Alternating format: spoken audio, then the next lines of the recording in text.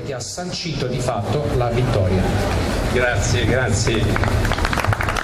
E allora sono lieto e onorato di leggere questo deliberato della giuria che però, voglio ricordare, è presieduta dal professor Dante Della Terza, che per tanti anni ha insegnato all'Università di Harvard e all'Università Federico II di Napoli, che ci saluta dal fresco, si fa per dire, di Boston, ma sarebbe stato più contento di stare qui con noi, però mi ha fatto sapere insomma che è con noi con tutto il cuore e insieme a lui, Presidente, ci siamo noi, appunto come è stato già detto, chi parla, Ombretta Ciurnelli, Cosmasiani, anche lui impossibilitato ad essere presente stasera, Marcello Teodonio, Giuseppe Massara e amico e collega dell'Università di Roma La Sapienza e appunto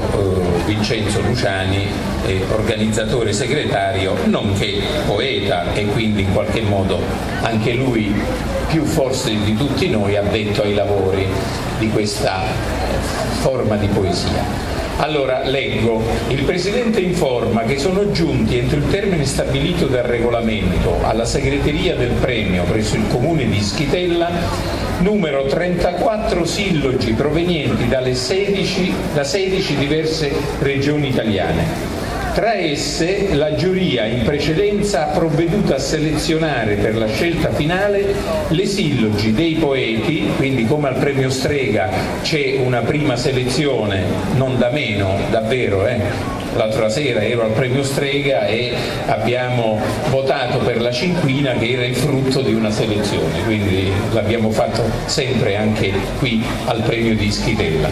E allora la scelta finale tra le sillogi dei poeti Maurizio Balestra, dialetto romagnolo di Cesena, Maria Gabriella Canfarelli, dialetto siciliano di Catania, Rita Gusso, dialetto veneto di Caorle, Vincenzo Mastropirro, dialetto pugliese di Ruvo di Bari, Marino Monti, dialetto romagnolo di Forlì, Fernando Gerometta, dialetto friulano, Paolo Gagliardi, dialetto romagnolo di Lugo di Ravenna, Lugo di Romagna, ma insomma provincia di Ravenna, Gabriella Rossitto in dialetto siciliano di Catania, Giovanni Nadiani in dialetto romagnolo di Reda di Faenza, Ravenna.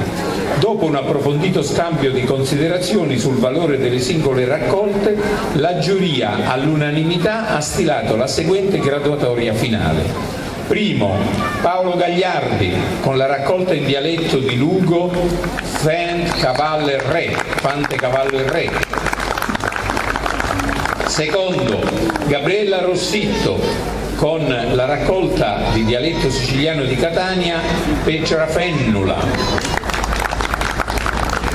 Terzo, Giovanni Nadiani con la raccolta in dialetto romagnolo di Reda di Faenza Anmarcord, non mi ricordo.